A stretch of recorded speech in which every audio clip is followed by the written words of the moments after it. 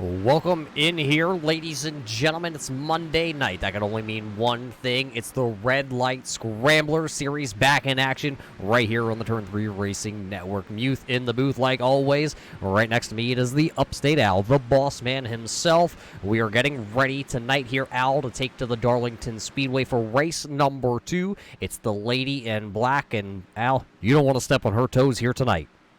No, she'll definitely get angry at you, jump out, grab you, and put that Darlington stripe down the side of these cars that are sporting some beautiful throwback schemes tonight, Roger. Yeah, a lot of these guys have some throwback schemes that aren't just of the pros that they remember watching from the 80s, the 90s. There's even one, I believe, from the 70s in here. There's also a couple guys that are out there, Al. You know, you do it yourself every year here and there. You know, throwing back to a family member. We have one of them out there. We'll talk about those paint schemes throughout the night here on the Turn 3 Racing Network. But before we go any farther, remember last week, Al, it was not a dominating, but an outstanding performance by the Red Light Scrambler Series in race number 1. Heater came to the line sideways, winning that with Tim Blum ahead of him, but unfortunately, he was below the yellow line. Yeah, it was an amazing display of racing. 65 laps, green flag, with pit stops and all that at Talladega, which is very hard to do by itself. So looking forward to see what these drivers can do tonight. Last week they were in the truck. Tonight they are in the Cup car. So it's interesting to see the difference in those and see how they'll race around here tonight at the Darlington Raceway. Yeah, and then on Friday night, the Red Light SK Modify Series took to the track, and, well, they were able to go 100 laps green flag racing all the way, green racing. Max Terriel won that to clinch himself his third victory of the year. So now this is technically a brand new week. The question being that's been on a lot of these drivers' mind of, yeah, it's Darlington and yeah, it's a hard track, but a lot of them said, Al, they're going to come out here and they're going to repeat exactly what we saw last week, and it's getting ever closer and closer to that as the track is officially open here for the qualifying. Yes, it's just waiting to see who's going to be the first car to come out on the off a pit road. Looks like it'll be the 20 of Brandon Minto getting up to speed first and first car rolling off a pit road. Yeah, Minto is supporting the number 20 like he always does here on a Monday night. Tonight, though, it's the Pizza Hut car, and, well, that's a throwback to, I believe it is Terry Labonte ran that way back in the 80s, somewhere in there. It might have been the early 90s, but I kind of want to say it was the 80s. As you see Minto coming around turns 3 and 4 here, he'll be looking at the green flag this time by. These corners here at the Darlington Raceway are very different. It's like an egg shape. Turn 1 and 2 down here, like you see Minto. You can really let the car hang out right up against the wall there. You saw him kind of try to diamond it down here to get the good run down the backstretch. You are going to have to watch out for that turn 2 wall here tonight. You're going to see a lot of it tonight. A lot of those guys are going to get their stripe right there as you see Minto fly it down off into turn 3 and 4 here. This corner is a little bit more narrow. It's a little tighter. You're not going to see a lot of guys really hammer into the throttle in turn number 3 and 4. First lap for Brandon Minto, going to be good enough for the second position because James Skelton in the Slim Jim machine goes to the top of the board with a 27.395. That's your top time so far with 4 drivers here taking a qualifying attempt. Brandon Massey just slides into your number 2 spot with a 27.482 as he works down the backstretch. Eric Johnson put in the third quickest time after 1 lap. So the driver's starting to get up to speed, Roger. We've got 5 official times, so we've got more than that out on the racetrack. Yeah, a lot of drivers are taking to the track for the first time here at the Darlington Raceway. Last year's champion, the 22 of Todd Cray, not sporting a throwback here. Still has his trump, and clocks by Christopher 22 on the side of this Chevrolet ZL1 Camaro. He is coming down here. This time by will be the first time lap for the driver of the 22, the defending champion on Monday night. Where is it going to be good enough on lap number 1? It'll be good enough for the second fastest time. And he's going to get bumped real quick. Cameron Hearn going to take over that second position now. So 9 drivers have officially turned in a lap here tonight at Darlington. Todd Cray working his second lap, seeing if lap number 2 will be best as they work through around the speedway. It actually looked like Todd may have hit the wall and just kind of gave up there between 3 and 4. He will do a one and done here tonight. A driver of the 29, second year with the Red Light Scrambler Series. You notice a familiar paint scheme on the side of this number 29, an unfamiliar maybe sponsor on the side with Kong Coolers being the sponsor here for the throwback race at Darlington. It's an old Sterling Marlin throwback, I believe, back in the Morgan McClure days, possibly? Maybe early 90s, back when Sterling Marlin won the most races for that race team in their history. You say Sterling Marlin, it could even be when Ernie Irvin drove that Eric McClure car with Kodak on there. But Kong Coolers looking very nice on that number 29 as it sits 5th quickest right now in time trials. Justin Gann just finishing up his lap. He will slide into your 4th spot. James Heater on the track sitting 3rd in that number 18. Yeah, now looking at that heater machine, Al, is that a Joey Logano throwback or is that a Tony Stewart throwback? I'll go with Tony. Well, it's always a better choice with the fans when you say Tony out there, isn't it? It depends on who you ask, but if you're asking me, yes, that's a good-looking car. I guess I'll keep my eyes on Heater for the night because that is a sharp-looking Toyota Camry. Well, you want to talk about a sharp-looking car out here tonight. It's the driver of the 01 from Summerville, South Carolina. It's Richard Murdoch. Used to seeing Ironbird Bruco on the side of this 01 machine, but it's going to be a little bit different. It's Planet Pizza, and I know race fans, you're wondering right now, who the heck drove the Planet Pizza car? Nobody did. It's from Toy Story, so a little bit throwback to his childhood will be Richard Murdoch here tonight. Who else is out there on track? Well, it's none other than the man who has turn 3 all over his car. It'll be the 913, one of the Rookie of the Year candidates, making his first attempt, missing last week with internet issues, and he's going to fence it here in turn 3, so this lap not going to count. It looks like it'll be his first lap is what we're going to go by on the timing and scoring. It'll be a 28.269 for the driver of the 913 out of Topton, Pennsylvania, of Donald Bennett. I believe that paint scheme goes all the way back to Bobby Allison. I know Tony Stewart ran it here and there, so a lot of good-looking paint jobs. A lot of drivers already have their times in here, Al. 25 drivers. Michael Bromley's the next out here to put in a lap. And he's just working off a turn number 2 and down the back stretch, down into the narrow turns 3 and 4 with that number 948. As he works through turns 3 and 4, a throwback to Jimmy Johnson looking paint scheme. And that is sharp looking as he'll come across the line. We'll see where he slots in after his first lap. It'll be good enough for 20th. 20th quick for Michael Bromley on lap number 1. Yeah, it's a good-looking, sharp paint scheme. There's a lot of paints here tonight in this field at Darlington that have been painted by the driver of the 948, so we're keeping an eye and see if we can find some of them throughout the night. Cody Levitt's going to come through the traps with his Love Truck Stop. 9:30, Aiden, it's 18th quickest for the driver out of Las Vegas, Nevada, so 18th quickest for Levitt on the timing and scoring.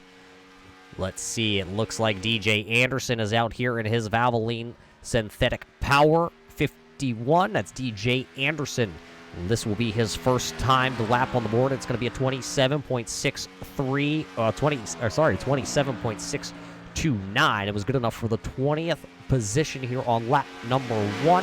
Nathan Maurer in his Hot Wheels Kyle Petty throwback. He will go to the 12th position here on lap number 1 for him. He has what's left of this lap to see if he can find a little more speed in this 71 machine as he comes out of turn number 4. This will be Maurer's second timed lap here tonight. Will it be any better? No, it will not. It's going to be just a little bit slower first lap with a 27.515 for Maurer out of Pennsylvania. He will be good enough for the 12th position currently. Al, the next guy out on track, probably has one of the most historic paint schemes, I'm going to say, in our generation of NASCAR, and that's the driver of the number 3, Tony Strano. Hey, he's got that throwback to, can't quite remember, it was the All-Star race, Roger, when Dale Earnhardt Sr. drove this car as he works down in the turn number 3. This is his first time under green flag, so this will be for his first lap, and we're seeing that the first lap is usually the best lap so far here tonight. So he comes across the line, and that'll slot Strano into the 28th position for that number 3. So a little bit slower here on lap number 1 than Strano would really like to be here, because this is going to be a tough track to try and make some moves if you're starting way back here in the 28th position. If I remember counting right, I believe it was about 37 cars have logged in here tonight to try and dance with the lady in black. Strano going to come across the line. Where will he fall into the position ranking? A little bit slower on lap number 2 for Tony Strano, and I don't believe any other driver will take to the track here. So it looks like Max Terriol in his 42 machine right now is currently sitting on the provisional pole here for race number 2 in the Red Light Scrambler Series. While nobody's out there on track with qualifying right now, we're going to step away. We're going to get the national anthem played, and we will be back here to see which one of these boys can tango with that lady in black the best here tonight. Oh, say, can you see by the dawn's early light what so proudly wailed at the twilight's last gleaming, whose broad stripes and bright stars through the perilous fight o'er the ramparts we watched were so gallantly streaming, and the rackets regular the bombs bursting in air gave proof through the night that our flag was still there. Oh, say does that star-spangled banner yet wave o'er the land of the free and the home of the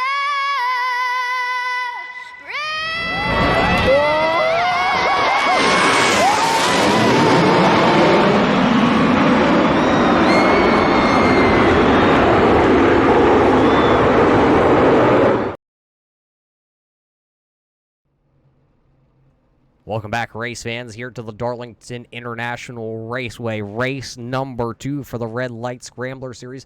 These drivers are in their throwback paints here tonight on the Turn 3 Racing Network, and they are getting ready to grid these cars up here. You see a few drivers have already taken to the grid. And Al, what do you say we take them through this starting lineup here tonight for the Red Light Scrambler Series here from the Darlington Raceway? Starting on the front row here tonight, Max Terriol going to grab a pole here in race number 2 after coming 3rd place last week. Sitting on the outside of him will be the 86 Slim Jim machine of James Skelton. Sitting on row number 2, it'll be the 35 of Cameron Hearn and Tim Blum right there in the 4th position. Row number 3 here tonight, it'll be James Heater, the man who locked himself in last week into the chase. He'll start row number 3. On the outside of row number 3, it'll be the 30 of Justin Gann. Row number 4, Sean Butler, Todd Cray. Row number 5 here tonight, it's going to be 2 teammates. It's going to be Ira Kohlhaas in the Colin Cooler machine and Brandon Massey in the 965. Starting on the inside of row number 6 will be that number 31 of Michael Treverton. His outside, the Nathan Morrow, car number 71. Starting inside row number 7 will be the number 01 of Richard Murdoch. His dancing partner to the outside will be the number 2 of Joshua Buckley. Starting 15th on the grid will be the 915 of Dustin Gainey. To his outside, the 964 of John Mullins. TJ Wood will start on the inside of row number 9 with the 974. And starting 18th, the 43 of Joe Strano. Starting on the inside of row number 10 will be the 938 of Cody Brent Livet, and to his outside, the number 51 of DJ Anderson. Row number 11 going to look like this as Eric Johnson in the 33 and Michael Bromley in the 948. Row 12, it's Leo Borders, Ryan O'Danny as the rest of the field going to scroll through the timing and scoring. We're getting ready, Al, to drop the green flag here tonight. It's going to be a whole bunch of drivers trying to do battle as the iRacing pace car is going to duck down here. We're getting ready to go green flag racing here from the Darlington Raceway as the green flag is pending. It's going to be 100 laps. Green flag officially in the air, as you heard my spotter that I forgot to turn off. Yeah, here we go. 100 laps going to be on the books. It's going to be the drag race to turn number 1. Max Terriol to the inside. That's the preferred line in turn number 1. He's going to keep it hammered down, and here comes the 25 of Hearn. Can he follow in the footsteps out of turn number 2? Terriol showing away. Here comes Hearn. He'll move that number 25 into your number 2 position. The Slim Jim car, the 86 of Skelton, back to your number 3 spot as they come through here. As they scoring is updating for me, but it's Stereo winning lap number 1 with that McDonald's. That I love that paint scheme, Roger. The throwback to Bill Elliott back when he drove that number 94. That car is sharp looking. It's an absolutely sharp car here, and I'm looking through the timing and scoring. It looks like everybody has just single file out just like that in the blink of an eye. James Skelton, who started on the outside row, is currently sitting 3rd, and then there's the Tim Blum machine. What a heartbreaker it was last week for Tim Blum. Came through the trial at the Talladega Superspeedway, saw the checkered flag in the air, unfortunately went below the yellow line, was disqualified from his finishing position, and he's going to finish into the 17th position, but I believe we have a huge pile up here. Looks like TJ Wood is wrapped up in this one. So we will have to throw the yellow for the first time this entire season.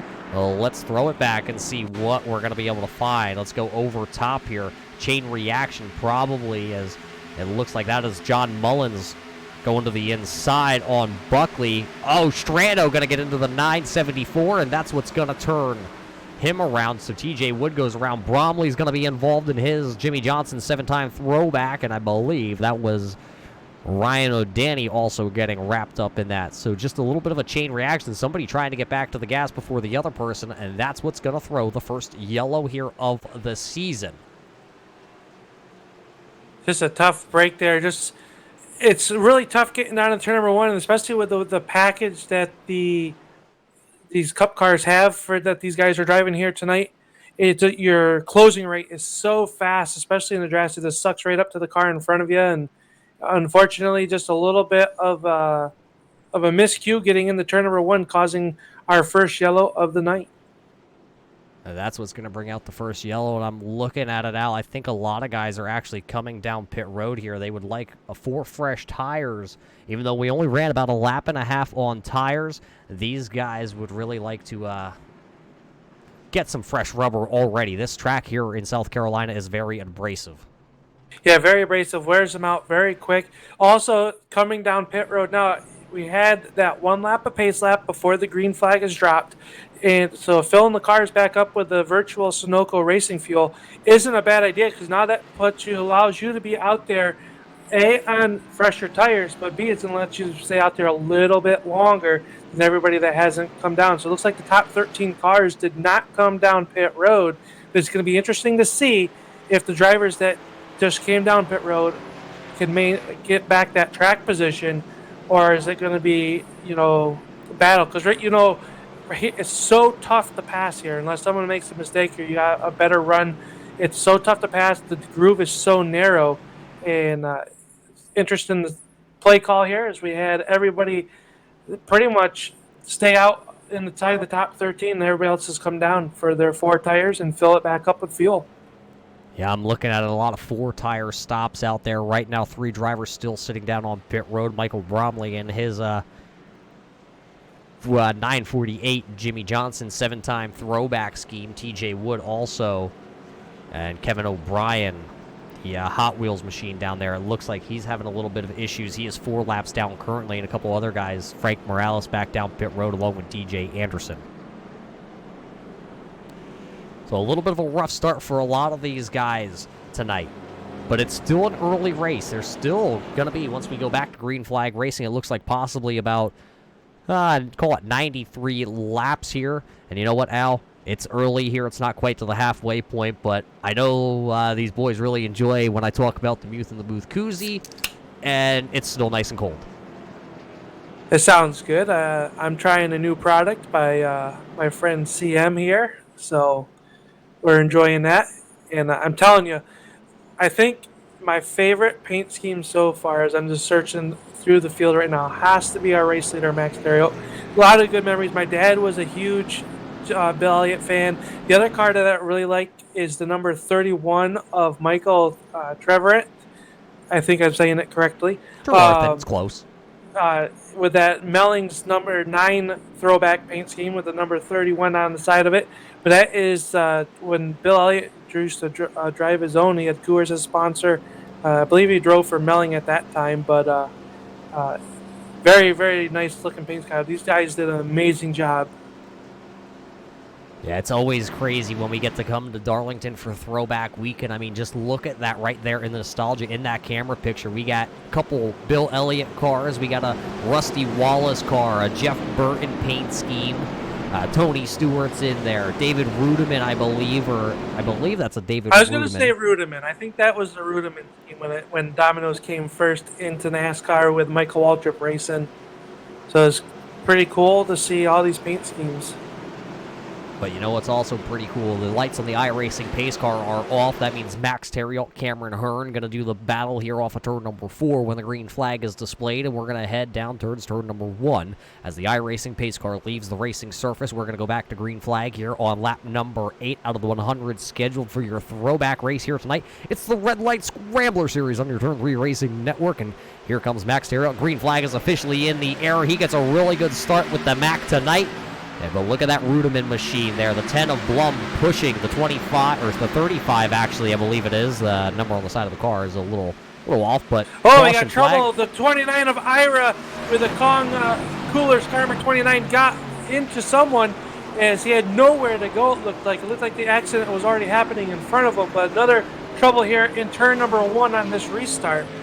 Yeah, Dan Butler also going to go around in that little exchange. Let's see who else got wrapped up in that one here on the restart. It is tight down into turn number 1, and we're seeing that here already tonight. Oh, it looks like the 88 of Sean Butler gets into Dan Butler, the 921, and Cole Haas just with absolutely nowhere to go. Let's see if we can go back here as that Kong Coolers, number 29, has got some pretty serious damage here.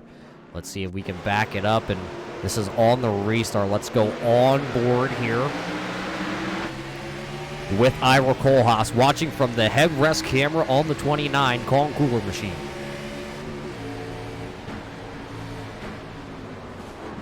You heard Kohlhaas go to hit the brakes, just absolutely know where he was going to go. He was already up against that fence line, and just nowhere to go. Just slight contact between the Butlers is going to brings this caution out. Kohlhaas just pretty much an innocent bystander at that point here tonight. That's going to be a long night because that nose is tore off that Kong Coolers 29 machine. Yeah, it almost looks like he's a NASCAR Tour modified. He's got a little bit of rear end damage on that number 29 Kong Coolers. I believe it's a Chevy as he comes down pit road. Hard to tell without the front bumper on it. For all we know, he could be throwing it back to the old days. I believe Morgan McClure ran some Pontiacs back in the day, too. So, I mean, you could call it a Pontiac at this point. Ain't nobody going to know. So it looks like, I don't know if the pit road was open last time by, but look at that. There's another car out there. It's the number 98 of Ryan O'Danny. He's got a little bit different of a throwback out there, Al. That car is absolutely neon green, and it's throwing back all the way to the 80s. There's a local pizza shop in his town, and it's a throwback to that local pizza shop that still is stuck in the 80s. I think you know something about the 80s. I was born late in the 80s. I'm not that old now. Well, all right, we'll give you the pass just this one time. But Ryan O'Danny's going to come down pit road. He will try and get some more of that damage fixed. There are no quick repairs here. The Red Light Scrambler series does not run a quick repair, so it's one of those things where if you get into a wreck, you almost got to just bring it down pit road. You really want to try and salvage your points night. So like Ira Kohlhaas, who is back out on track with his Kong Cooler machine, he is going to stay on the lead lap currently. Obviously, the car is not going to handle the way it wants, but I believe it's going to have plenty of air to the nose of the Kong Cooler machine.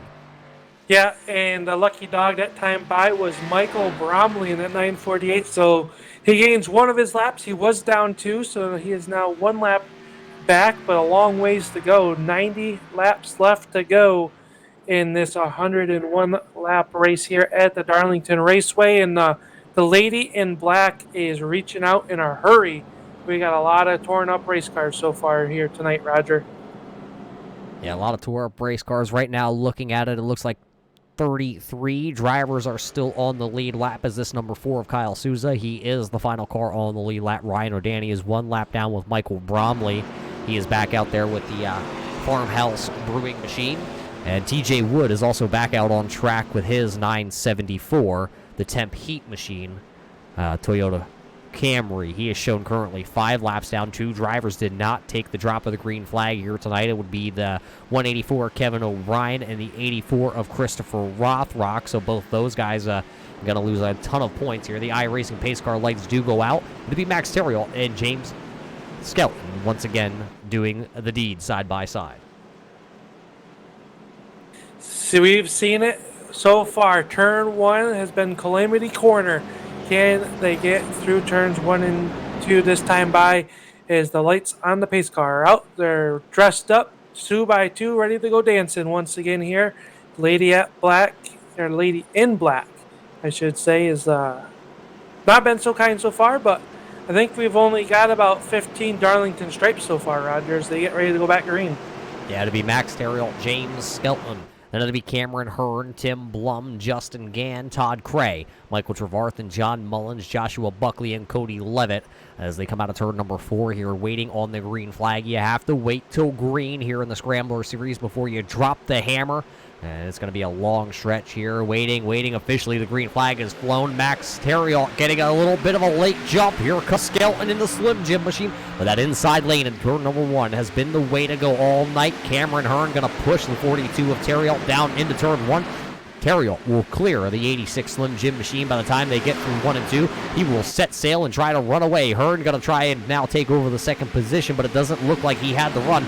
Blum in the Domino's Ford had the run out of turn number 2. Now it's going to be Skelton in second, Blum in third. Cameron Hearn will settle for the 4th position right now. You'd have to go all the way back here to, I believe that's the 31 of Michael Trevarthen, who will now find a home into the 7th position.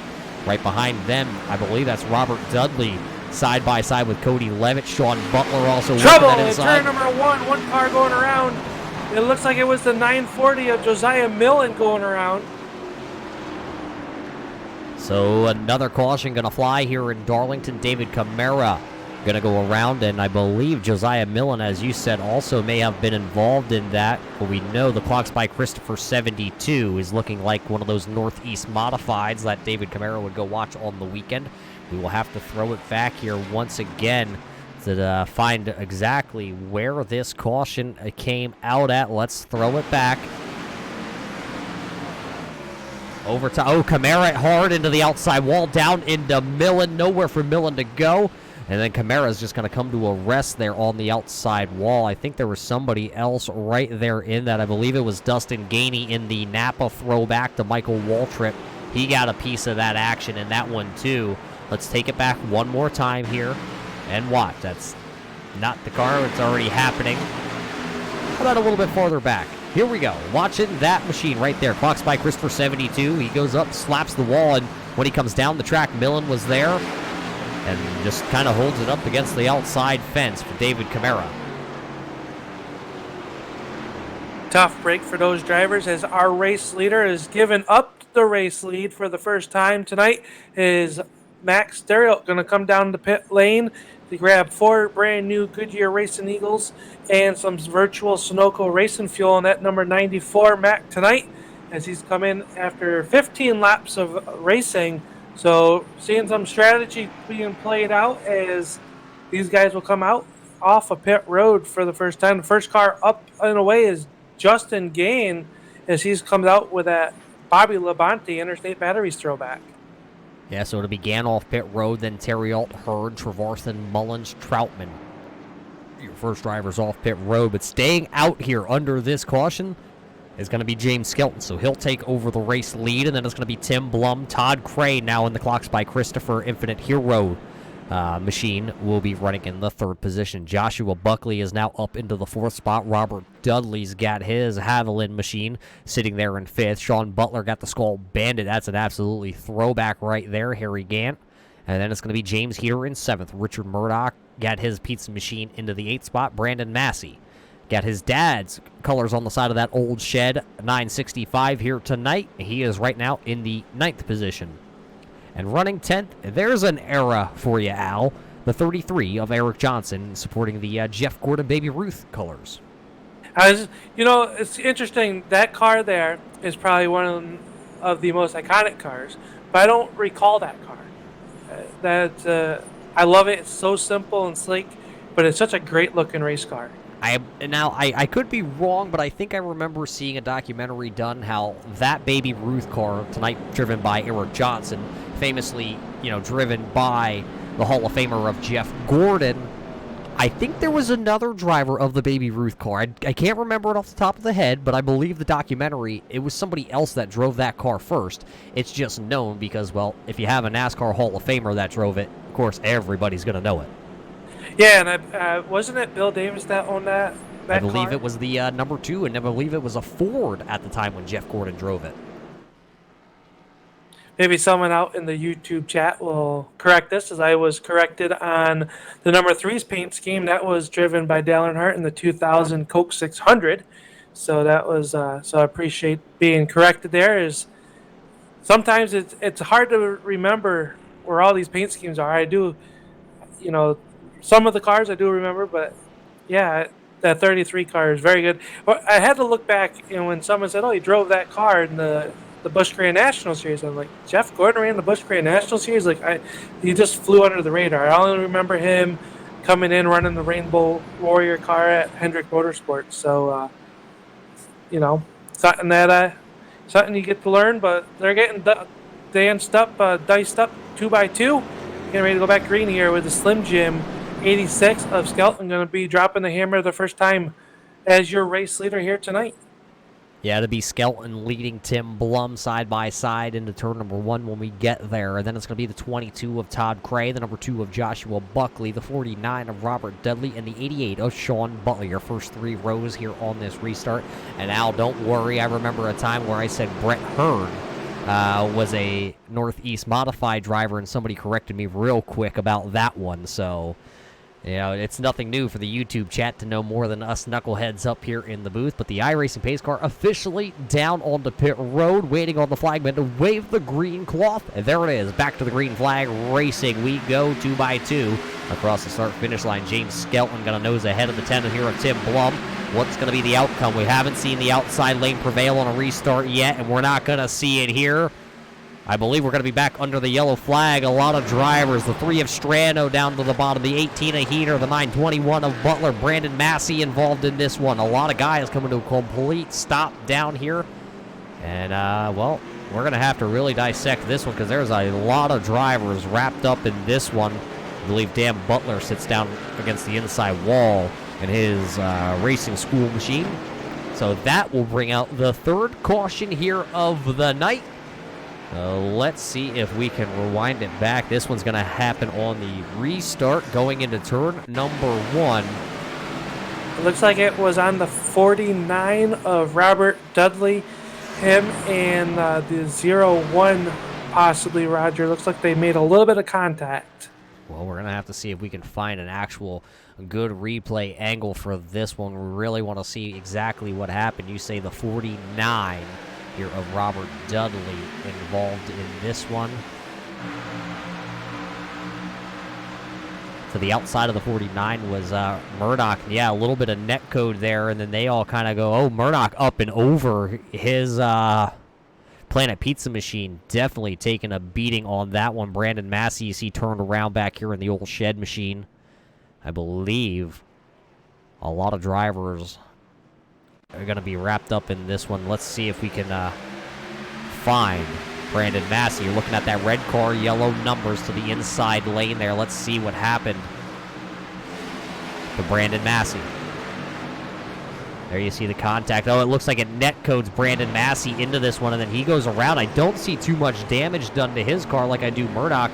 Ryan O'Danny going to come to a complete stop up on the top side. Joe Strano involved in this one also. Let's go back and see if we can ride on board with Ryan O'Danny.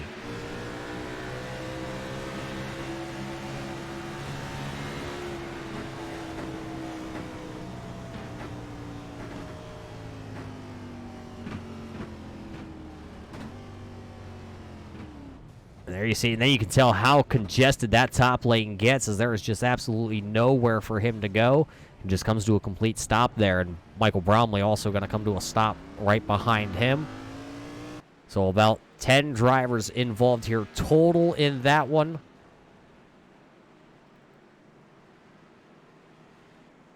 Al, it's been a hectic one here, and look at that. Our YouTube side of things telling us that the number 20 out there was actually a Jeff Bodine possible paint scheme. So see, you learn something new all the time.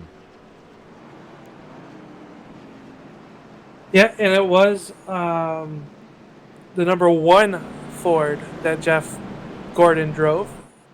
As I see that here in chat. So we really appreciate you guys being interactive with us and correcting us when our mind is not as sharp. So right now, currently 21 laps in the books here. We've had Max Theriault lead for 14 for the first 14 laps, and it was Skelton for 5. Blum is now out front as he has yet to pit. It's a bold strategy by the driver of the 10, the 2, and the 88, all staying out here the longest. It's been Tim Blum and Buckley who have yet to come down to pit road. Butler did pit on the first yellow flag. He finds himself in the Skull Bandit machine, running in the 3rd position. Justin Gann just came down about 6 laps ago, now 7 in that Interstate Batteries Toyota. He will be shown into the 4th position. Then it's going to be John Mullins in that Exide Battery throwback paint scheme. He's got Canterbury and DNA Enterprise on that 946 for John Mullins. And then it's the Max Theriault. The Coors Milling. Number 31 of Max Theriault. The Home Depot Rigid. A Tony Stewart throwback here for Ethan Troutman. The Bobby Allison, number 931 of Donald Bennett. The FedEx man of Leo Bordage. We're finishing or rounding out the top 10 here as we get ready out. It'll be 77 laps to go here with the Lady in Black when we go back to racing.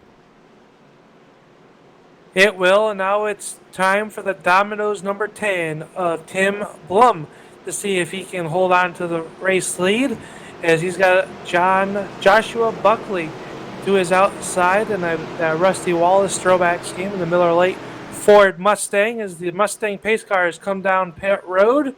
And Tim Blum will lead the field off at turn number 4 as the green flag is clenched in the flagger's hand. And we get ready to go racing. As the green flag flies, once again, we're back underway here at the Darlington Raceway. A really good start there by Tim Blum. He will clear Buckley by the time they get down into turn number 1, but somebody's up into the outside fence there. That was the 2 of Buckley. Here they come out of turn number 2. It's going to be Blum, then Butler. Buckley is going to hold on to the 3rd position, but he was up into the fence. Gann's going to run 4th off into turn number 3, and then it's going to be John Mullins right behind him, and that machine running 5th. Somebody dropping like a rock, and it's going to be, I believe, Trevarthen up against the outside fence. He's up into there, and that's some heavy damage for the driver of the 31. He's just going to hold the Coors car up there. We will stay green flag racing. Heavy right side damage on that number 31 as he is slowed down the front stretch as the race leader, Tim Blum, shows the way over the 88 of Sean Butler as they get ready to come off of turn number 4. Longest green flag run of the night right here as Tim Blum comes back across the start-finish line. He'll lead his 6th lap here tonight, but Sean Butler right behind him in the Skull Bandit machine. The Bandit is looking to come rob some laps here from Tim Blum. 2 of the competitors that didn't quite get into the championship race last year both wound up at the Phoenix International Raceway, losing their chance at a championship as Blum ended up on the guardrail. Butler ended up on his lid. It spelled disaster for them. But they are right now running 1 and 2. A little bit farther back, here comes Todd Cray looking to the inside here of the 35 of Cameron Hearn. But it looks like Hearn had the better run out of turn number 3. This time, though, Hearn's going to go into the wall hard with that 35 machine. He almost knocked it down with that right front. Yeah, he's had a couple contacts. You see the right front fender really pushed up on him as he's got Dustin Gainey in that Napa know-how car back there. Throwback to Michael Waltrip with the 915 coming through turns 3 and 4. He looking to make up some ground. But I just was wondering, the race leader hasn't pitted yet. We're on lap 28. When do we think we'll see him come down? We know that we've had a few caution laps, so they should be able to go a little bit longer. We were told around 35, 36 laps on a fuel run, so he's going to be low on fuel. So if this goes green, this could really turn around to hurt the strategy of the number 10 of Tim Blum. Yeah, I think Tim Blum right now is possibly thinking that this is going to be a two-stop race if it goes green from here.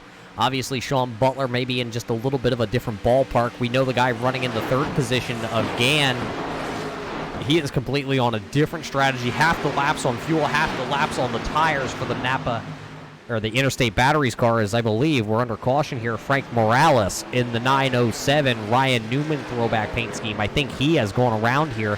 Heavy damage to that Altel machine. We will find out here as this is caution number 5 here tonight from the Darlington Raceway.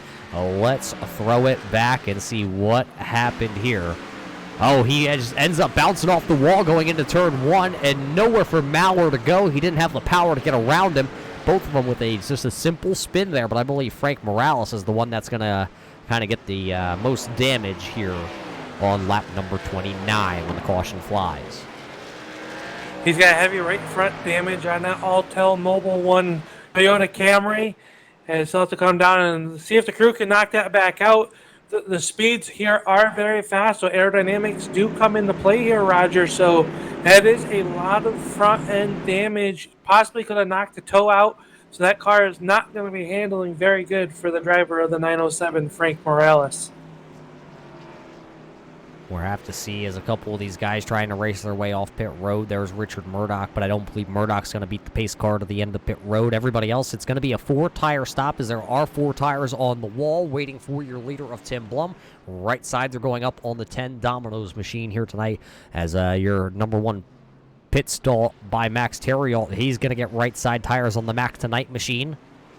Right side's done, left side's going on, but it looks like the 10 of Blum will win the battle off pit road. It's going to be Tim Blum, Sean Butler, Justin Gann, Todd Cray, your top 5. Then it's going to be James Skelton, John Mullins, Max Terriot, Josh Buckley, and Ethan Troutman going to round out the top 10. Frank Morales will stay out here in his Altel 907 machine, and he will try to lead a lap here before he brings down that Altel machine to pit road.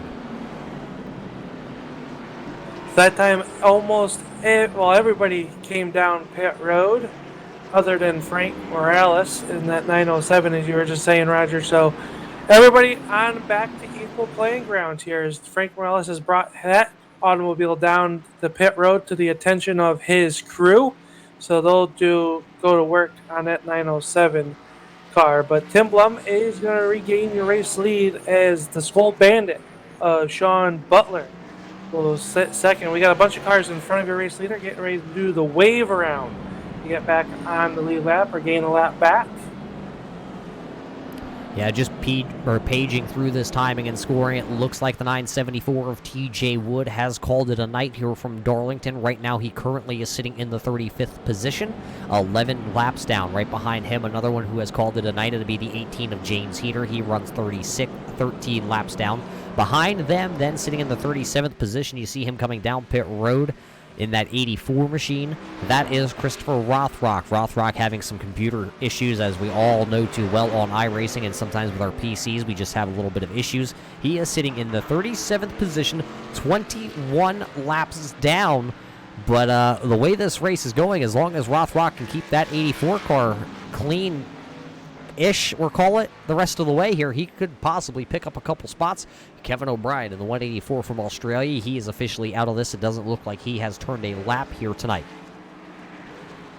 No, so hard luck at the beginning of this one as we are working lap 31 coming to 32. 68 laps left here to go at the Darlington Raceway. And Roger, this track is proven why it is called Lady in Black. It is very tough. A lot of drivers don't look forward coming to the Darlington Raceway, but everybody seemed pretty optimistic here tonight before the green flag dropped. And I wonder if the optimism is starting to go away. Yeah, I'm not. Everybody was pumped up to put a throwback paint scheme on the side of these cars and come here to Darlington. And, I mean, the cars look beautiful, but sometimes it just takes a little bit of trying to learn how to tango out here on this abrasive South Carolina Speedway. And right now, there's not been anybody that's been able to do it better than the 10 of Tim Blum. And the 88 of Sean Butler hasn't had an easy go of it either. Remember, he had to come charging back through the field with that Skull Bandit machine, and he was involved in an earlier incident, had made some contact with Strano there with the right front fender, and there is some damage on the right front fender of that Skull machine. We're going to keep a close eye contact with that car to see if the right front tire goes away. But what's not going away is the green flag as it waves once again here from Darlington, and that's actually a good start by both your front pack here, your front two actually here on this restart. They will go into turn number 1 side by side, Blum to the inside, Butler to the outside, and it looks like that inside lane going to prevail once again as they come out of turn 2, working down the backstretch. It is the David Rudeman, number 10 of Tim Blum here tonight, being chased by Harry Gant in the Skull Bandit number 88.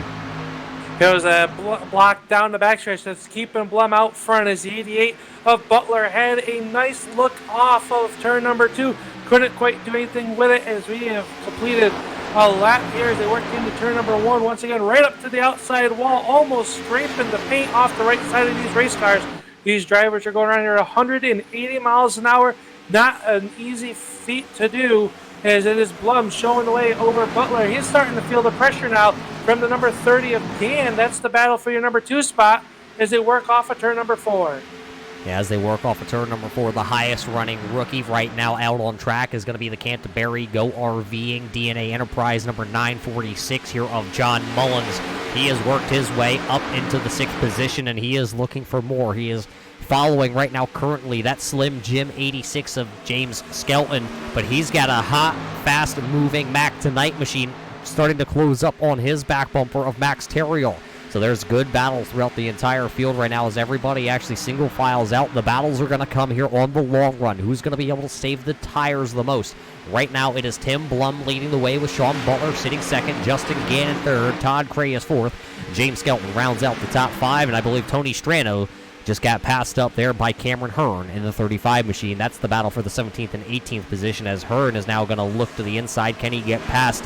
I believe that is going to be that is the Michael Waltrip Napa Know-How machine driven tonight by Dustin Gainey. Here comes that 35 of Cameron Hearn to the inside at the start-finish line. They'll be side by side down to turn number 1, the 915 of Gainey gives a spot up to that number 25 of Cameron Hearn. 25 on the car, 35 in scoring. A little confusing for me, Roger, but we'll get that straightened out as he is the car to move Cameron Hearn up to 16th, picking up 3 spots since the drop of the green flag here on this restart. As the next car in front of him is the number 33 of Eric Johnson. So a little bit of right front damage on Hearn's car. Doesn't seem to be slowing them down as they come through turns 1 and 2. Yeah, as they work through 1 and 2, again, your leader's already halfway down the backstretch and call it about a, well, call it 7-car breakaway within 1 second of your leader of Tim Blum. He's going to come off 4. He's going to lead his 20th lap, and here comes Justin Gann, the interstate number 30 here tonight. He was looking to the inside of that Skull Bandit 33, but he will not be able to get there by turn 1. He's going to have to lift a little bit. Now he's going to go under pressure by the 22 of Todd Cray. Here comes Todd storming out of turn number 2. He just falls back into line as you see how spread out the field is coming down the backstretch. This front pack still nose to tail. Nose to tail, but that Interstate Batteries car seems charged up as he's mounting a charge on the second place car, as it looks like Sean Butler, maybe some electrical issues, has disappeared in front. That'll move with Gain up to your number 2 spot. So electrical issues on the number 88 of Butler is now he comes back. So Sean Butler regains the second spot. But as you saw, a little bit of gremlins inside that number, the Skull Bandit number 88. Yeah, sometimes Sean Butler likes to play hocus pocus, as I believe he's actually one of those drivers. Right now, remember, iRacing is all internet-based simulation racing. All these guys do have a wheel pedals, and they're all hooked up to their PCs inside their homes. Some guys obviously have different style rigs, and some guys have different style internet connection. Sean Butler, actually, if I remember correctly, runs off a Wi-Fi hotspot, so sometimes the hotspot trickles in and out, and it's not so much a hot spot. It's a hot potato of trying to guess where Sean Butler is, as Gann's going to smack the wall there in 3 and 4. He will now try and rebound, as he's going to have that right front Darlington stripe here tonight. One car still on the move is number 25, the 35 of Cameron Hearns. You got a side-by-side battle for your 13th spot. Robert Dudley going to get by the 948. He bounces off the wall almost into the side of Hearn. That time through turns 1 and 2. So Hearn up to your 14th spot. Now is Dudley rides in your 13th spot.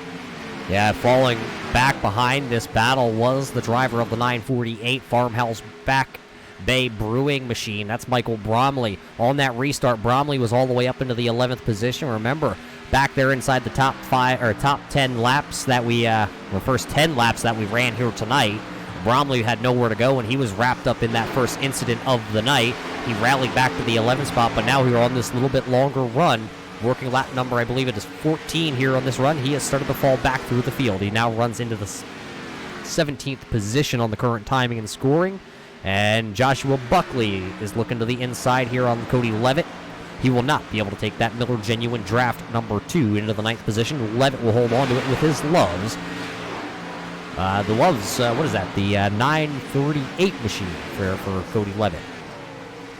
Yes, sir. As he comes down to the turn number 3, the battle for your 3rd spot starting to shape up is Cray all over the back bumper. Now getting around to number 30 of Justin Gann is Todd Cray. So the last year's champion up to your number 3 spot as they work in through turns 1 and 2. Yeah, I was told before this to watch out for the 22 of Todd Cray, that he would be a factor here tonight. Gann's having some handling problems on that number 30. He is now back to the 5th position, as Mullins for a moment out of turn 2 thought like he was going to take the inside advantage. So Todd Cray into the outside wall there in 3. He's going to get a stripe, and he's going to keep on ticking. But now Gann's got to worry about just staying inside the top 5, because he's got 2 fast machines back there, a Chevrolet and a Ford, breathing down that Toyota's neck as they go back into turn number 1. Justin Gann going to bank it off the wall there in turns 1 and 2. He's going to hold it back down to the bottom, but here comes the Canterbury 964. He's going to show the nose to the inside, but he will not have the momentum. Gann going to scrape the wall going into 3. He's going to run the high line off the wall again. The 30 of Gann just going to keep bouncing off the wall. He's going to use it up till it's all gone. He's call him Kyle Larson here tonight. Yeah, and you saw Mullins have to take and get out of the throttle. They're side by side in the turns number 1 and 2. We've seen how that doesn't work. So now the 42 Ethereal backs out of it, regains some momentum. Now he'll try to mount a charge again on the Mullins number 964. That's the battle for 6th spot. All that transpired from as Mullins gets into the fence of the Ethereal right to the back bumper off turn number 4.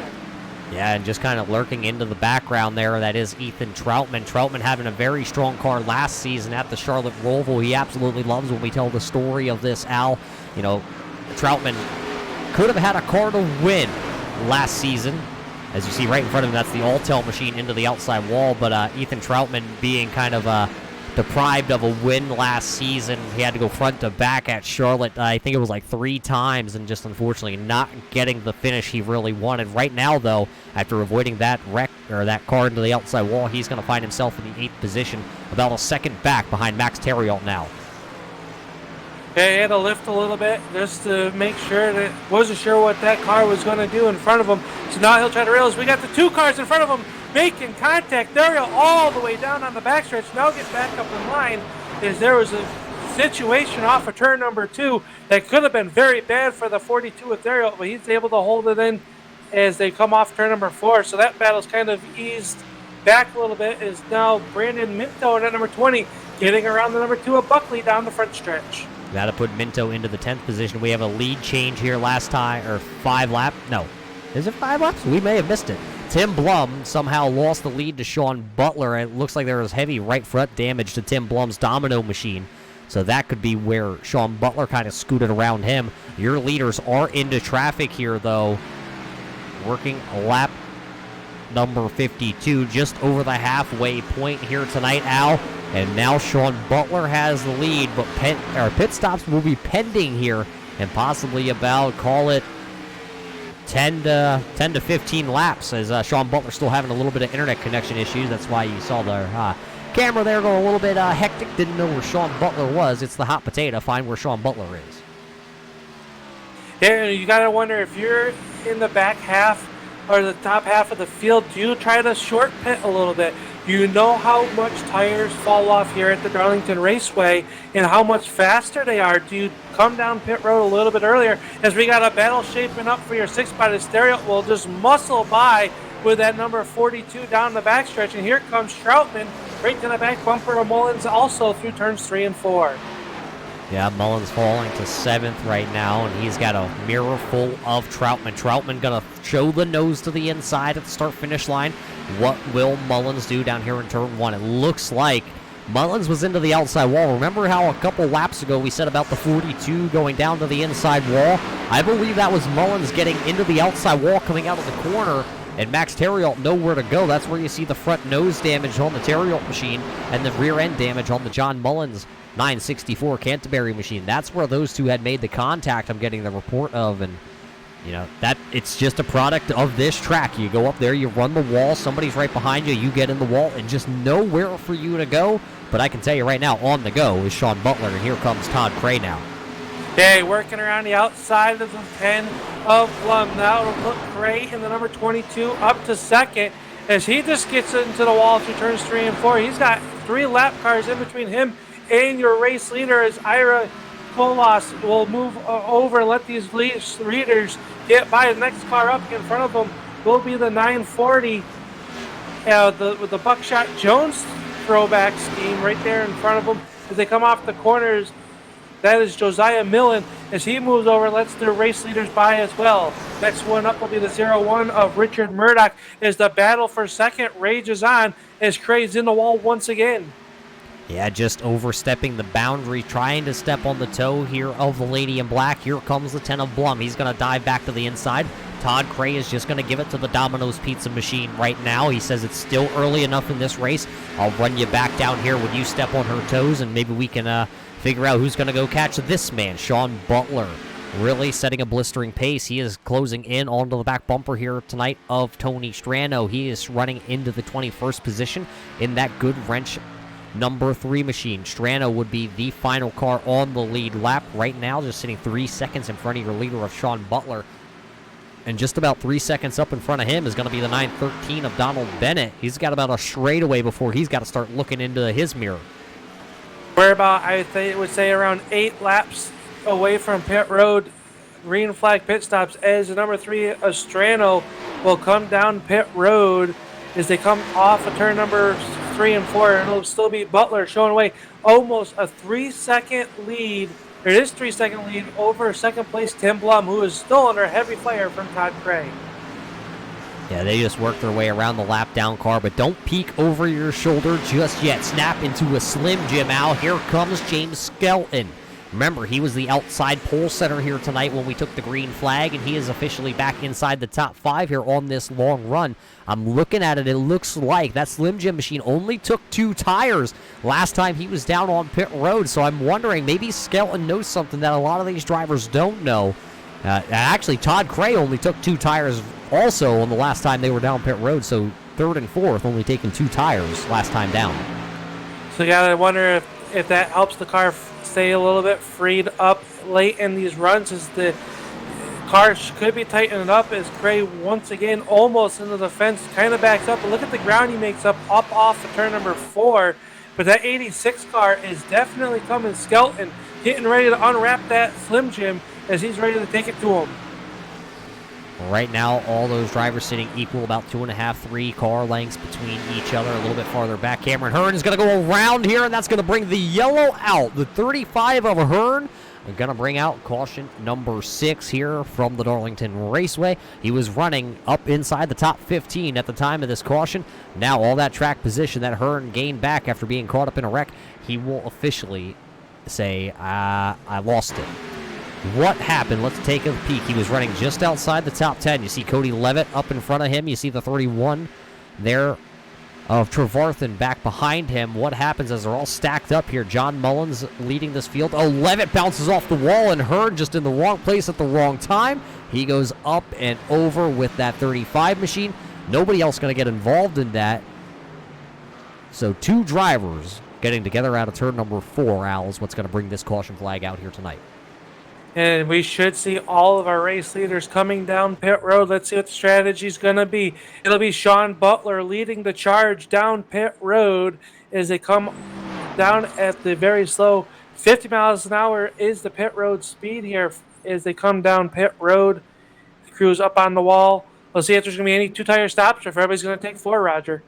Yeah, I believe it's going to be a 4-tire stop all the way around for a lot of these guys because we're just over that halfway point, and I'm looking at it. I think if you can save enough fuel here from Darlington, you might be able to go from this point to the end of the race. It's going to be interesting to see how many of these drivers, though, are going to be able to save enough fuel as Max Terriel has that number 1 pit stall. We'll see if he's going to be able to utilize that. It looks like the 35 here of Hearn going to call it a night at Darlington as the race off pit road's going to heat up here. It's going to be the 88 of Sean Butler, Tim Blum in the 10, Todd Cray coming out 3rd, Justin Gann in the Interstate Battery number 30. He will come out into the 4th position.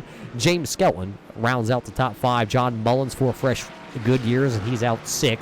7th will be Ethan Troutman, Brandon Minto into the 8th position, Joshua Buckley in 9th, and Eric Johnson will round out your top 10 drivers here on lap 63 after the yellow flag pit cycle.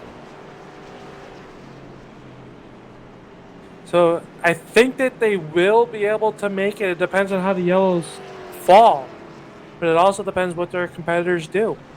If you're sitting out front and you don't come down pit road and everybody else does, you're a sitting duck because we know they fell off almost 2 seconds in that run right there, Roger, from lap times from the time they have fresher tires all the way, until the tires start wearing out on that long run. So we do know tire fall off is going to happen. So it's going to be interesting to see what happens later on in this race as we have 37 laps to go in this 101 lap affair. Yeah, so closing in on the end of the race here tonight at the Darlington Raceway. We still have yet to crown a winner here from Darlington for the throwback race. Coming up next week here for the Red Light Scrambler Series, we're going to take these cars, we're going to throw them in the garage for a little bit. We're going to head to the Michigan International Speedway. We're going to whip out the Xfinity cars for the first time this season and see what those drivers can do on that big, wide open track at Michigan International. And that's coming to you next Monday night right here on your Turn 3 Racing Network. Before we get to Monday night, I believe it is Stafford this Friday for the Red Light SK Modified Series. You can catch all that short track racing action, all 100 laps, right here on your Turn 3 Racing Network. Muth will be back in the booth on Friday night to bring you that action. Only 3 more races left before we will crown a champion for the first time in the SK Modified Series. So those are closing out the season as we're just beginning the season here on Monday night. But Al, we got to thank everybody for tuning in here as the lights on the iRacing pace car do go out. We understand, everything that is going on in the world right now, with this coronavirus going around or the COVID-19, the Chinese virus, whatever anybody would really like to call it. And we're all alongside you, everybody here from the Turn 3 Racing Network and the Red Light Scrambler Series. Would really like to give a shout out to everybody tuning in and hope you're relaxing out there and enjoying the race that you see here tonight on Monday night. If you enjoy what you see, go ahead and give it a thumbs up. Show the Red Light Scrambler Series you appreciate what they got going on, even if it's just the paint schemes out here giving you a little bit of relax, or if it's the smooth talking Al Smith that's really talking your ear off here tonight. Well, let's not get carried away. But these cars and drivers, the cars and stars of the Red Light Mixer Series, getting ready to go. Once again, Roger, that Skull Bandit up front as we get ready to go back green flag racing. I believe Donald Bennett was our wave around car during that last yellow flag. So that'll put 20 cars on the lead lap as the field gets ready to come back green as the green flag will drop. And we're back on the loud pedal. It'll be Butler showing away, Tim Blum and Cray in third with Dan. That's your top 4 side by side down to turn number 1. Yeah, as they enter turn number 1, that inside lane going to show the advantage here once again. The 88 of Sean Butler will take over the lead here, and he will charge down the backstretch here first. Oh, pile up! Trouble. Robert Dudley going to get turned around here in turn number Through number 2, it looks like, oh, Max Terrialt's involved. Joshua Buckley. The 997 of Lee Betzel's involved. Ira Kohlhaas, Tony Strano's involved in this one. I believe Frank Morales pulling away. He was involved. Donald Bennett also right there. Josiah Millen. But the caution flag will not wave and was towards the back of the field here, Al. We're going to throw it back here one quick time and see if we can catch it here on this replay. Let's just watch here right around the Joshua Buckley machine. Let's go over top of the blimp and see how the track just kind of all comes together here. The wreck has already happened just outside the screen. There you see Max Terrialt and Robert Dudley all wrapped up into each other, and the caution will not fly here on lap 67 because all that wrecking happened actually considered by iRacing off the racing surface and not going to interfere with this battle that is going on up front tonight. Yeah, so iRacing officials deeming it not that bad of an accident, even though the track was clogged up more than a drain full of hair. And as right now we're racing is Blum is right drawing a back bumper bead on that number 88 of Butler. So tough breaks for early race leader Max Theriot as he's come down pit road. As hard contact with him and Buckley. A lot of drivers really torn up in that one that were deeper in the field. So tough break to see that, Roger. You know, I resent that hair comment, Al. Well, I have to say something. These lights here at the Darlington Raceway and the glare coming off your head is just blinding me. I have to wear my sunglasses. Well, it's a good thing I handed you a koozie here. I hope you enjoyed the koozie with my face on it. Anybody looking for one, they can hit up Al. He might have a couple extras. I think I sent him about half a dozen of them. But we're still green flag here, Al. We're closing in. This time by it will be 30 laps to go here with the lady in black at the Darlington Raceway. It is Sean Butler leading the way. Tim Blum sitting there in the 10. He is sitting second. Then it's Todd Cray. Then it's about 1.5 seconds back before you're going to find Justin Gann. He is running all by himself as he's coming up on the Lee Betzel machine. Lee right now is a lap down. He was wrapped up in that little melee on the backstretch. James Skelton will round out your top 5. Then it's John Mullins in the 6th spot. Troutman running 7th. Johnson is running 8th, about 3.5 seconds in that Baby Ruth car. And, Al, I don't know if you can see it, but the Baby Ruth car looks like the wrapper has been cracked, and there is no hood on that Baby Ruth car. No, it looks like it's been tampered with. We got a yellow flag right in front of your race leader. And cars around. Justin Gann in the 30 car involved a front runner smoking heavily on the bottom of turn number 1 and 2. So just as we were looking at the 33 of Eric Johnson, trouble up front for the number 30 of Gann. Yeah, I'm looking at this, Al. I think this might involve Frank Morales. He was a lap down, 2 laps down. Kohlhaas goes around that Alltel machine. Let's see, is this going to happen down here in turn number 1? Oh, he hits the wall, and nowhere for the 22, nowhere for the 10 to go. They get involved in this one. Gann's going to get involved. Skelton's going to be involved. Mullins. Johnson just hits the hooks and makes a left-hand turn. And he's going to take the tow immediately to pit road. So that's going to put a big wrinkle in things here tonight.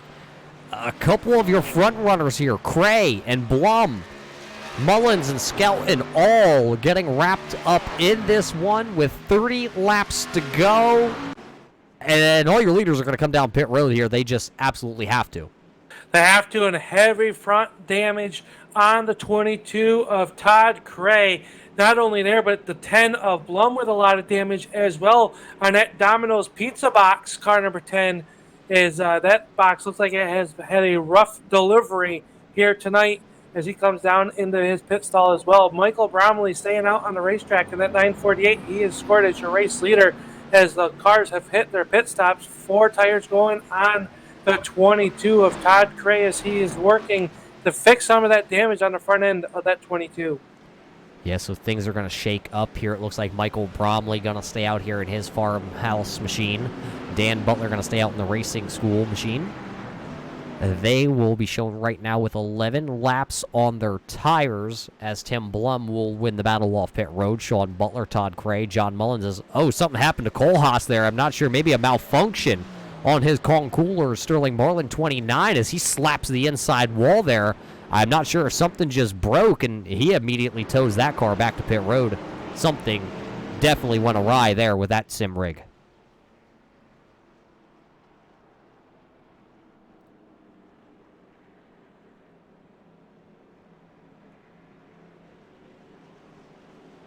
Oh, it looks like, something just broke on the rear end of the Kong Coolers, number 29 of Ira Kolos. So tough break for that race team as he has made the tow on the pit road. Justin Gann has taken his car behind the wall. So tough break for that driver who was running inside the top five at the time of this accident and has taken that Interstate Batteries car number 30 behind the wall here tonight at the Darlington Raceway. Yeah, so I'm just taking a peek here, Al. So it'll be Blum and Cray, your front two. Then it's going to be Mullins, who was involved in that accident. He does not have a hood on that Canterbury DNA Enterprise 964 machine. He's sitting there third. Now, we have seen some cars out there tonight without their hoods do just fine, so I don't expect Mullins to really have too many issues here at Darlington. Then it's going to be the 62 of Troutman in that Home Depot machine. Then it's Brandon Minto for the first time. Minto in his Pizza Hut car now will be shown into the 5th position. Napa Know-How, Dustin Gainey is sitting there in 6th. Eric Johnson in the Baby Ruth car missing his hood. He is going to be shown 7th. Then it's going to be Nathan Mauerpower in the Hot Wheels machine. He is sitting 8th. Ryan O'Donnell in the 80s Throwback Pizza machine. He is running in the 9th position. And Leo Bordage, he's always got FedEx packages arriving on time. He is running currently in the 10th position. Look at the man who's running just outside the top 10, Al. That's Donald Bennett in that throwback to Bobby Allison. Yeah, and our race leader has been dominating the Skull Bandit car of Sean Butler. Had a miscue, looks like, on pit road as he is getting put to the back of the field. So possible pit road violation on the 88 of Butler. The only thing I can think of, Roger, for the explanation of he going to the very back of the field. But James Skelton in the 86 car, sitting 12th, leave it. In the 938 is 13th. Bromley, 14th. Dan Butler in the 921, 15th. And now Sean Butler being scored in your 16th spot. And the last car on the lead lap is the number 4 of Kyle Souza.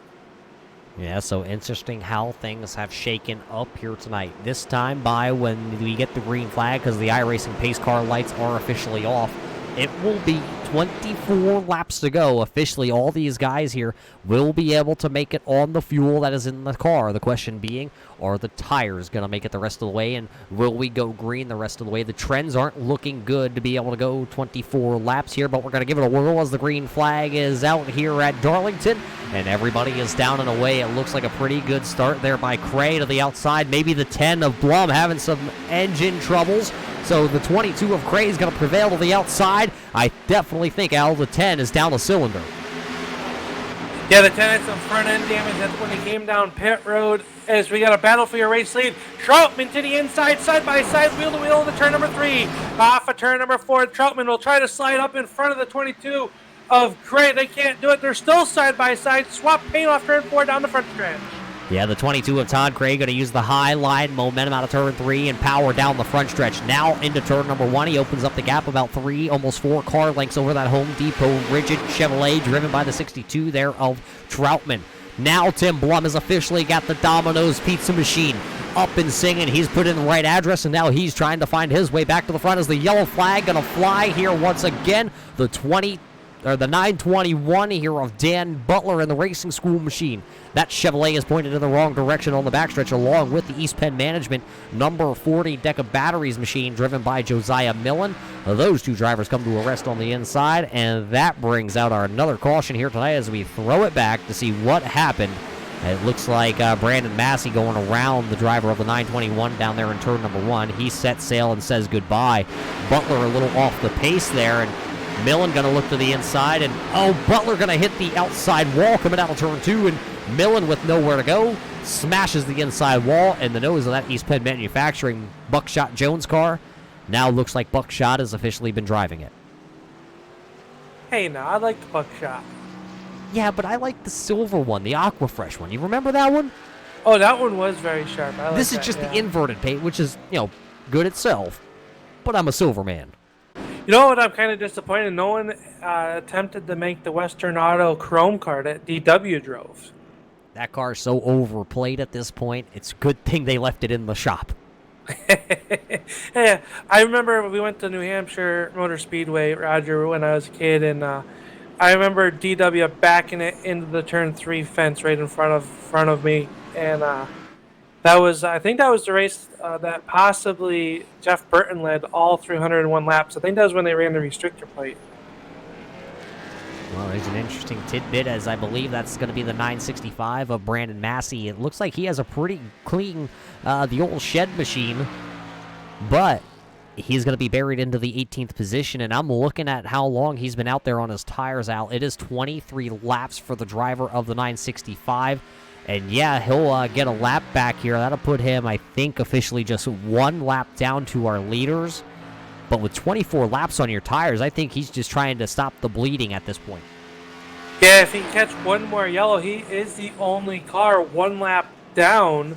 So Massey can catch another yellow. He might be coming to pit road now after getting that wave around, Roger. They do have the option to come down pit road, put some brand new sneakers on that race car. He'll make the turn down pit road here. So Brandon Massey's going to come down. So he'll have some fresh rubber if he can catch one more yellow and not be involved or the cause of the yellow. He'll be back on the lead lap. Well, as he comes down pit road, I think I heard through the grapevine that those shoes you're talking about, I think he got them over on Facebook, the old shed. If you check it out on Facebook, race fans, they do live auctions over there, and sometimes they got some pretty interesting things. I know I got pacifiers for my 9-month-old a couple weeks back, and they were exactly as advertised, so he'll put 4 fresh sneakers on that machine, and Todd Cray, though, will still continue to lead this battle. Now, Al, last time we went back to green flag, we saw Todd Cray on the outside get a really good start in the Infinite Heroes 22 machine. He will now have the option for the inside or the outside, and you saw Troutman really put the pressure on there. Do you expect Cray to take the inside here, or will he go back to the outside?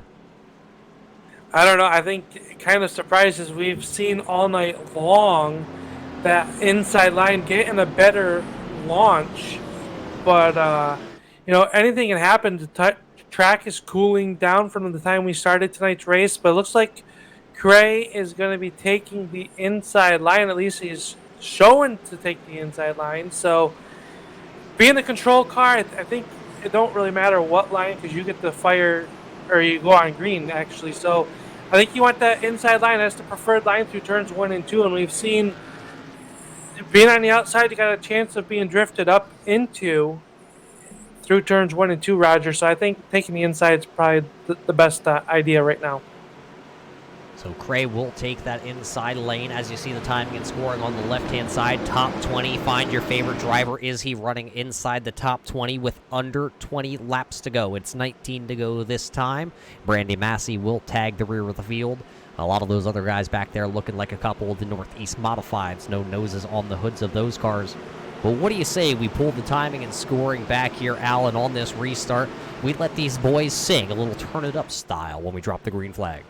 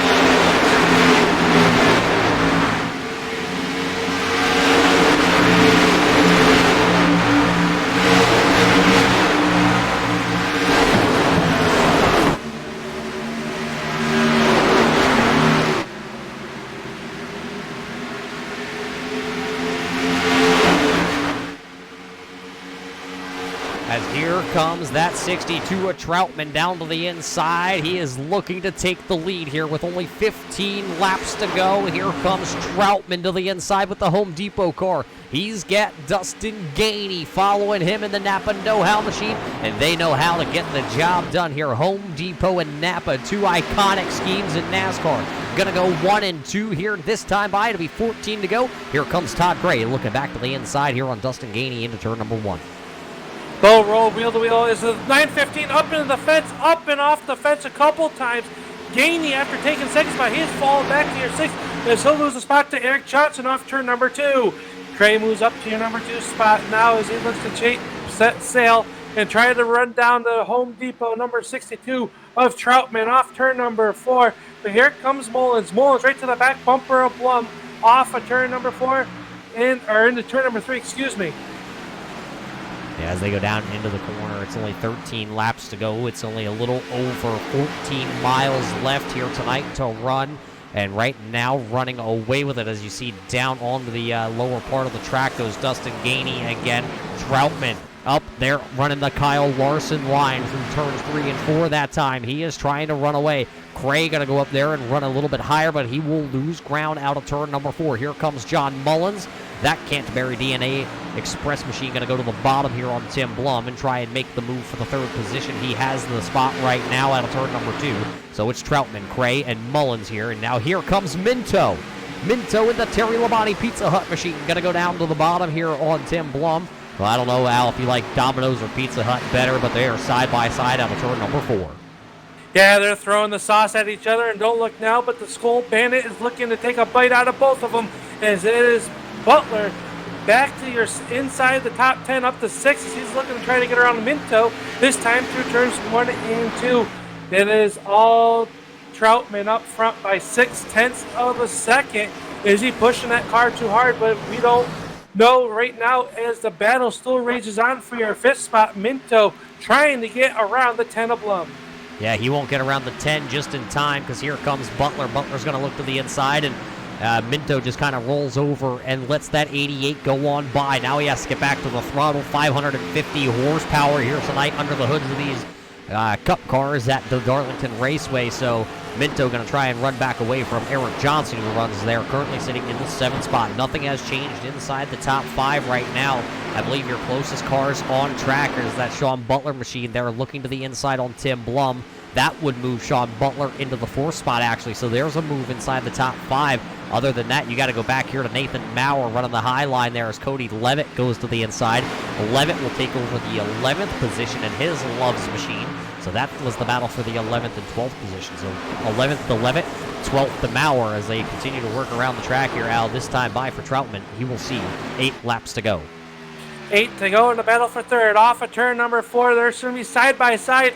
In the turn number 1, it is Butler, and he is on a mission. Driving deep from last after a pit road penalty up to your 3rd spot now, looking to chase down Todd Gray for 2nd. He's got 1.5 seconds to make up to get to him, as he is 2.2 seconds off your race leader, Ethan Troutman. Yeah, and Troutman's going to knock another lap down off the board here tonight. It'll be 7 laps to go for the driver of the 62. Could this be the year that Troutman comes in here? He drops the 9 off the number. Could he spell redemption for the Roval? His car, his Home Depot Rigid Chevrolet, looks absolutely clean here, but I'm watching that timing and scoring back to Sean Butler, who's running in the 3rd position. He is running the high line, pushing the Skull Bandit car. He is 2 seconds even last time by at the line. We'll wait to see where timing and scoring is going to update him just 0.2 faster that last lap. And I am looking at the timing and scoring out last time by. The fastest car on track was Sean Butler, then Troutman, and then it was Brandon Minto sitting in 5th. Yeah, we got a side-by-side battle back here for the 11th spot, the 71 of Maurer with a Hot Wheels machine, getting underneath the 98 of Old Danny, and that allows the 11 of Bordage to get on by as well for your 11th spot. So Nathan Maurer up to 11th as they work side by side that time off through turns 3 and 4. Now they've got it single file as they work down here into their turn number 1 and 2. And Butler has caught Todd Gray. Yeah, the battle with just 4.5 laps to go here tonight at the Darlington Raceway. The battle is going to heat up here. closing in. It is Sean Butler onto the back bumper there, the 22 of Todd Cray. Cray is running the high line. Butler's just going to turn down underneath and coming out of turn 4. It'll be 4 more laps here tonight at Darlington, and Sean Butler is looking to take over that second position. Cray almost into the fence there in turn number 1. Now Sean Butler 1.1 seconds behind Troutman. Will Troutman be able to just sit there and run away? Or will that 88 be able to catch him? We're going to get 3 to go this time by as we're looking off the back deck lid here of your leader. Troutman trying to run a perfect line, but that time 2/10 were taken off the race lead. Butler is coming with a Skull Bandit, is riding in the steal to win. It is down to underneath a second now off turn number 2. They work down the backstretch. Troutman with the Home Depot. Number 62 showing the way. It is now 3/4 of a second difference between your top 2 as they come off of turn number 4. Popsicle sticks are in the air. 2 laps to go. Just 2 more rotations here around the egg-shaped Darlington Raceway. Just over 2.5 miles going to remain. Josiah Millen going to take his East Penn Manufacturing car to the apron. He is going to let your leaders work right on by. It's now sitting just over half a second as Todd Cray is going to smack the wall there coming out of turn number 2. White flag going to be waving in the air as, Troutman oversteps the boundary. The lady in black smacks him in turn 3. Reality check as the white silk will fly. The final trip around Darlington Raceway is now 4/10 of a second. Butler is there. He can drift and smell the wind as they come off of turn number 2. Down the backstretch for the final time as they head to turn number 3. It is Troutman showing away by 3/10 of a second. Could it be a first win here for Troutman? He's going to go a little bit, about a half lane off the wall. Butler's going to go up there. He's going to ride the wall out of turn number 4. Here to win his first ever race with the Red Light Scrambler Series. It's going to be Ethan Troutman getting the monkey off his back as Sean Butler just was not able to catch that 62 machine. So it'll be Troutman across the line first. Butler in second. Todd Cray going to come home third. Sitting in the 4th position, it's going to be the Pizza Hut number 20 of Brandon Minto. James Skelton rounds out the top 5. Tim Blum comes home running in the 6th spot. Eric Johnson in 7th. John Mullins in 8th. Cody Levitt in 9th. And rounding out the top 10 here tonight at the throwback race at the Darlington Raceway, it'll be the 71 of Nathan Maurer. That's your top 10 drivers. We can tell you officially, though, the 62 of Ethan Troutman will win here tonight. Al, it was a hard-fought battle for that 62, and he's just going to light him up here on the front stretch. Yeah, first-time winner in the Red Light Series, burning them down here on the front stretch, the Home Depot. Car number 62 of Ethan Troutman leading here at the end of the race, and he had a hard-charging Sean Butler coming just under 2/10 of a second at the line. Roger, what a finish for this race. It was a little rocky at the start, but the boys got it under control and a very, very tough racetrack to get a hold of. Absolutely. Well, as that number 62 is just going to literally burn them to the ground here at Darlington, we're going to step away for just a moment. We'll be right back here with your post-race show from the Darlington Raceway.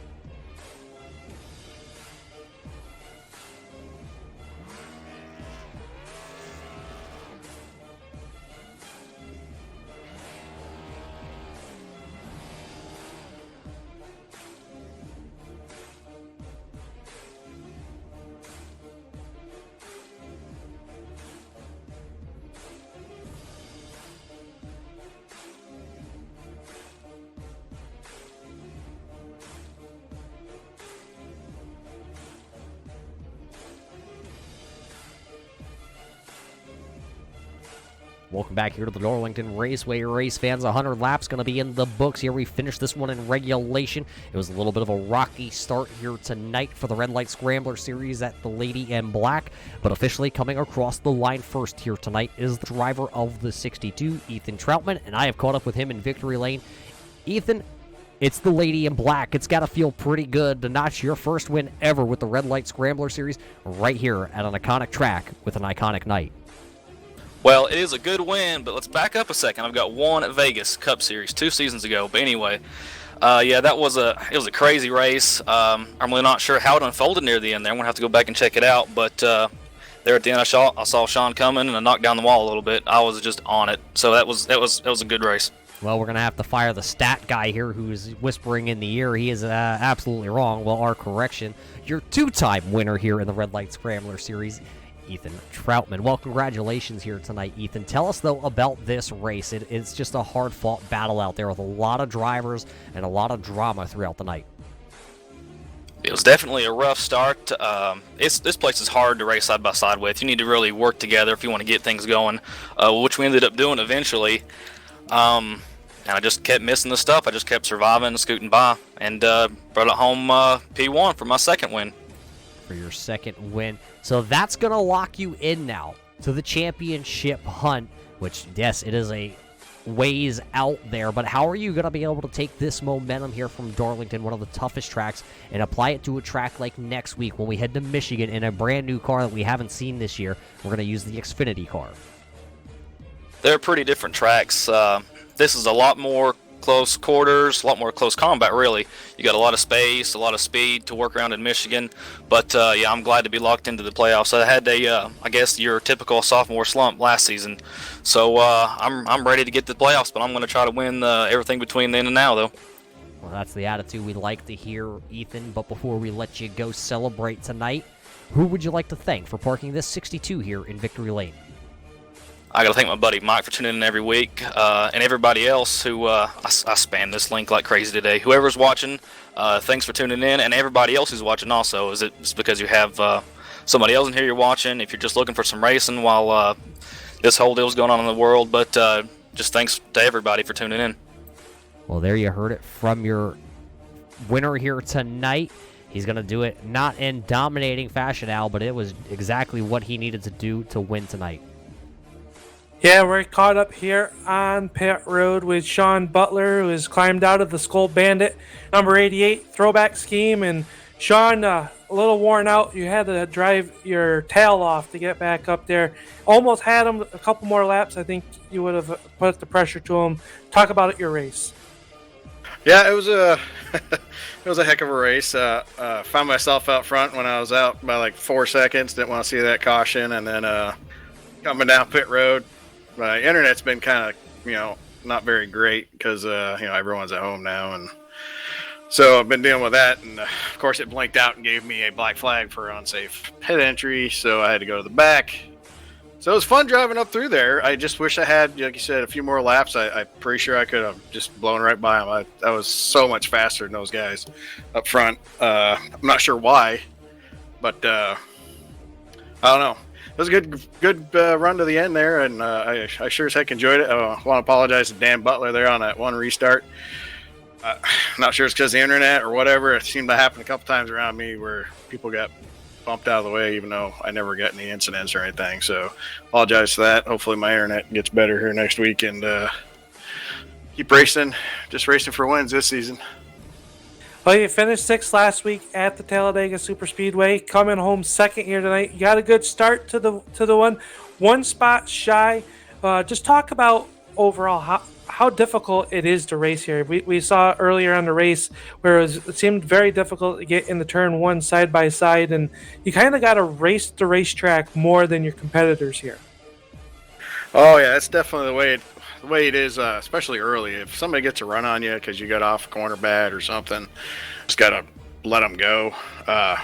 Once you're racing around people, if you're comfortable racing around the people going into one and stuff, you can race side by side into there. But you got the guy on the outside has to know that you're gonna wash up a little bit, so he can't pinch you low because there's nothing you can do. It's gonna push up a little bit. So just giving some room, and I think once it gets spread out, I mean, everything's pretty good. People are more apt to give you that spot if you get a run on, because there's not like 3 or 4 guys lined up right behind them trying to get a spot too. So it is what it is.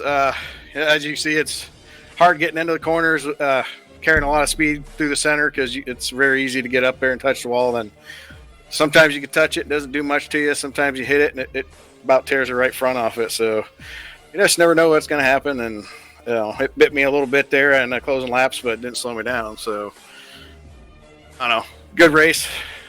Congratulations to Ethan for coming home with a win there. A very good race. Anybody you got to send thanks to or sponsor? Your car looked fantastic out there tonight for the Darlington throwback race. Yeah, unfortunately, I was trying to put the Skull Bandit car into victory lane. It's finished second too many times in real life and everything, and unfortunately, I wasn't able to do that. Give a shout out to my teammates at Need for Speed for, we're always practicing and come up with, in race scenarios of what we want to do, tires and all that stuff. So we always have fun with it, and had a pretty good night. And I know some guys get caught up in wrecks, and just to tell the story here, hopefully Michigan's a little bit cleaner and do some more green flag racing there. All right, we'll see you next week at the Michigan Speedway in the Xfinity car. That is your second place finisher tonight, Sean Butler, with a Skull Bandit number 88. Roger, I think you've caught up with our third place finisher, Todd Craig. Yeah, I've caught up with last season's champion, the 22 of Todd Craig. Todd, it's a little bit better night here for the Darlington Raceway than what you had last week at Talladega. So first, let me say congratulations on your podium finish, but it looks like that 22 at the end of the race, it looks like the wheels may have just fell off. Yeah, that was a long one there. We had a great season last year, and when the schedule was released, I looked at the first 2 tracks and knew we were going to have to really pull something together. Not 2 of my great tracks, but we weathered the storm early, stayed out, kept track position. Eventually had to come down pit road and get back into the pack, and it was a rough start early, but I think about halfway through, guys started giving and taking a little more, and it was a real fun race. And anytime I could run a race like that and get to talk to you guys, that's a pretty good night for 22. See, I've been telling people for years now, Todd, that any night that you get to talk to Muthid is a good night, and you just pretty much proved my point. But, I mean, you talked about the first 2 tracks of the season being really difficult ones, and we definitely saw that here tonight. Not like we did last week. It was pretty much more of a calmer, mellow race from Talladega. Next week, though, we're going to head to Michigan. Things are... it's a big, wide track, but it's a fast track. Do you like your chances going to Michigan, or are you looking 2 weeks ahead already to the Watkins Glen International Speedway? To be honest, I'm looking forward to Bristol. I know that's pretty far off, but I was going to say, I don't even have that on my list here. Yeah, I'm looking at May 11th, Bristol. That's my track. I'm a short track guy. New Hampshire looks pretty good. Kentucky, I'm pretty good everywhere. Maybe not the fastest guy all the time, but Michigan... we get the line right, keep the tires underneath of us, try to qualify up front, make some friends out there for the draft, and, it's a great racing league. It's fun racing side by side with these guys tonight. A little rough one, but everybody came together to make it a fun race there after halfway, and just look forward to trying to get that win to get into the championship round and try to repeat this year. The guys are tough here, though, so got to keep working at it. It is probably one of the more tougher leagues to go out there and grab yourself a win. Tonight you weren't able to do that. Tonight, just a third-place finish. All in all, after being shown, I think it was 19 laps down last week, that's still got to feel pretty good. So a good points night all in all. Yep, we're happy. We'll take it. I'd like to send thanks out to my cousin Jess, who's been my good luck charm out there. She's always watching me, and Pets in Paradise. Clocks by Christopher, the Red Light Scrambler series, Turn 3 Racing Network. We're putting on the broadcast. Love going back and watching and seeing how the race actually unfolded. That's it. Trump 2020, and we'll talk to you guys hopefully next week. Well, there you heard it from your third-place finisher tonight. It is Todd Cray in the 22. He's your defending series champion. Tonight, though, it was just good enough for a third-place finish. Al, a third-place finish, though, at a track like this, I mean, I would chalk it up to pretty much being a win. Yeah, definitely. The track lives up to its name. Too tough to tame, the Darlington Raceway, and to come home with a podium finish is nothing to be too upset about, especially when you can move forward from your starting spot here tonight, Roger. So, guys did a great job, and really looking forward to next week when we head to the wide open Michigan Speedway. Yeah, so Darlington is officially in the books here, with Troutman being your winner, Butler second, and Cray rounding out your top three. That's going to do it here in the month of March for the Red Light Series. You know, Friday night we are back in action with the SK Modified Series, seeing if Max Terriot will be able to extend his, we'll call it win streak to 2, because he has already won 2. It's his 3rd win last week. Maybe he can get 4 now. Nobody else has that many wins. And maybe we can watch to see if Troutman's going to be able to repeat back-to-back next Monday night right here on your Turn 3 Racing Network as we head to Michigan with the Xfinity cars. It's going to be wild to see those cars for the first time out on track. But that's going to do it here from the Darlington Raceway. We got to thank everybody for tuning in here on the Turn 3 Racing Network to watch the Red Light Scrambler Series. We hope everybody is doing well with the pandemic all around the world. So we hope good wishes and good health to all those families that are tuning in. And we will catch you right here on the Turn 3 Racing Network. If you're not back Friday night, we will catch you definitely on Monday.